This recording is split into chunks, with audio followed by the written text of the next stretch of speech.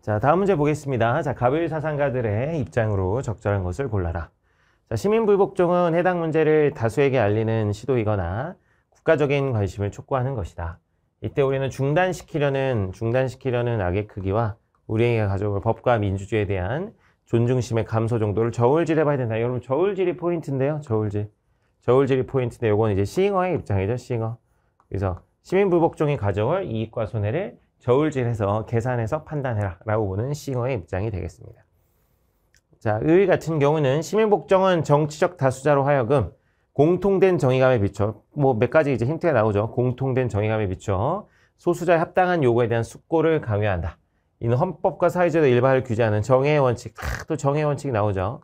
자, 이에 지도되고 정당화되기에 정치적 행위가 된다. 공통된 정의감, 정의의 원칙 얘기하는 롤스의 입장이 되겠죠. 그래서 시잉어와 롤스 갑니다. 기억, 시민불복종의 목적은 결코 그 수단을 정당화할 수 없다. 뭐 이렇게 되어 있는데, 자, 시잉어의 시민불복종의 목적은 결국에는 이제 여기 나와 있지만, 이제 악을 중단시키려고 하고, 시잉어는 공리주의자이기 때문에 공리를 증진시키려고 하는 거예요. 공리를 증진시키려고 하는 것이다. 그럼 시민불복종의 목적이 어쨌든 공리를 증진시키려고 하는 정당한 목적이 있어야 되죠. 정당한 목적. 그래서 결코 그 수단을 정당화할 수 없다 그러는데, 자, 시민불복종의 그 수단은 뭐예요? 시민불복종은 어쨌든 위법적 수단이잖아요. 위법적, 불법적 수단이죠. 그래서 시민불복종 목적이 정당하다면 그 위법적인 그 수단을 정당화할 수 있습니다. 불법적인 행동이지만 그게 공리를 증진시킨다면, 그리고 이렇게 중단시키는 악의 크기와 법에 대한 존중심의 감소 정도를 저울질해가지고 중단시키려는 악의 크기가 더 크다면 정당화될 수 있죠. 그 수단이 위법적인 수단, 불법적인 수단이라고 할지라도. 그래서 정당화할 수 없다가 아니죠. 정당화할 수 있다가 되겠습니다. 그래서 기억은 X. 자, 니은. 합법적인 민주적 권위에 대한 시민불복종은 가능하다. 뭐 이렇게 되어 있는데, 자, 여러분, 이 니은이 좀 어려운데 잘 이해해 봅시다. 자, 롤스 입장에서는 자, 체제에 대한 저항은 시민불복종이죠. 체제에 대한 저항. 죄송합니다. 체제에 대한 저항이 시민불복종이 아니라, 체제에 대한 저항은 요건 뭡니까? 롤스에게 혁명입니다. 혁명. 체제 자체에 대해서. 그래서 이제 사회를 아예 뒤엎으려고 하고, 사회 구조 자체, 체제 자체를 바꾸려고 하는 것은 여러분 혁명이에요. 혁명. 근데 시민불복종은 법과 정책에 대한 저항이에요. 부정의한 법과 정책에 대한 저항. 법과 정책에 대한 저항. 요거는 이제 시민불복종입니다. 시민불복종. 그래서 롤스 입장에서는 이 혁명과 시민불복종을 구분하는데, 여기 이제 사실 이 디귿이 니은이 좀 헷갈리죠. 그러면 합법적 민주적 권위는 어떤 걸까요? 합법적 민주적 권위. 요게 이제 고민이 좀 되는데, 합법적인 민주적 권위는 뭐냐면은 어쨌든 이 합법적인 절차를 거친 법을 말하는 겁니다. 합법적인 절차를 거친 법이죠. 합법적 절차를 거쳐 만들어진 법을 말하는 겁니다. 자, 합법적인 절차를 거쳐서 만들어진 법은 그 나름의 민주적 권위가 생기죠. 어떤 민주적 절차를 거쳐서 만들어진 법. 국회에서 예를 들면 정당한 절차를 거쳐서 만들어진 법은 나름의 합법적인 민주적 권위가 생기는 겁니다, 여러분. 그래서 그 합법적인 민주적 권위가 생긴 그 법에 대해서도, 그렇지만 이 법이 부정의하다면, 정의의 원칙을 심각하게 위반한다면 합법적인 민주적 권위를 갖고 있다고 하더라도 시민불복종은 가능한 거죠. 그래서 5가 되겠습니다. 자, 좀 정리를 해볼게요, 여러분. 체제에 대한 저항은 혁명이니까 여러분, 체제에 대한 저항은 아니죠. 체제에 대한. 자, 그럼 시민불복종에 대해서 얘기를 하면, 시민불복종은 그래서 체제에 대한 저항은 아닙니다. 체제에 대한 저항. 이렇게 되면 뭐가 되니까? 혁명이 되니까. 체제에 대한 저항은 아니다.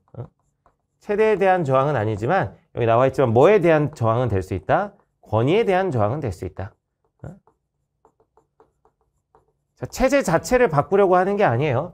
왜냐하면 시민불복종은 거의 정의로운 사회사잖아요. 거의 정의로운 사회는 어느 정도 민주적 체제가 갖춰진 사회라는 겁니다. 그래서 그 민주적 체제 하에서 시민불복종을 하는 것이기 때문에, 그 민주적 체제를 존중하면서 시민불복종을 하는 것이기 때문에 체제에 대한 저항은 될 수가 없는데, 어쨌든 그 부정의한 법이 만들어졌어. 그건 이제 나름의 어떤 민주적 절차를 거친 권위를 갖춘 법이라고 하더라도 그 법이 부정의하다면 저항할 수가 있기 때문에 권위에 대한 저항은 맞다 이런 얘기입니다.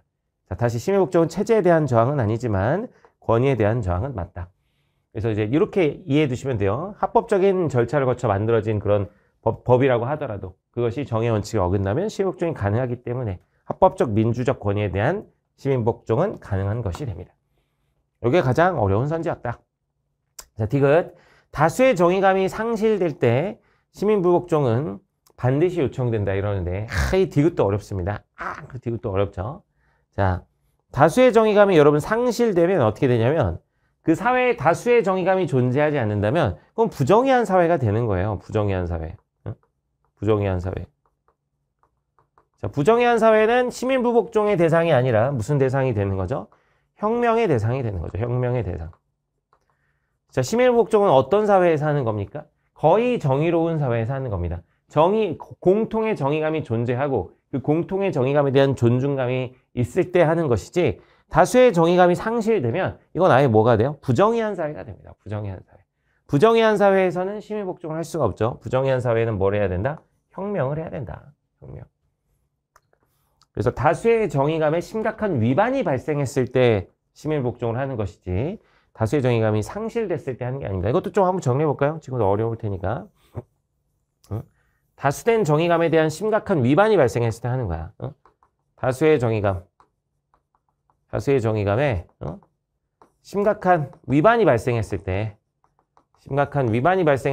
시민불복종을 하는 거죠. 시민불복종. 근데 다수의 정의감이 아예 상실되면 이거 부정의한 사회가 되니까 역시 뭘 해야 돼? 혁명을 해야 되는 겁니다. 혁명을. 그래서 구분해서 알아두시기 바랍니다. 그래서 요건 X가 되겠죠. 예, 갑과 시민불복종이 가져올 효과를 신중히 고려해야 된다. 그렇죠? 시민불복종이 가져올 효과. 이건 뭐야? 결국 결과를 고려한다는 거 아니야? 결과를 고려. 결과를 고려해야 된다. 자, 싱어 입장에서 공리주의인데 당연히 결과 고려해야 되죠.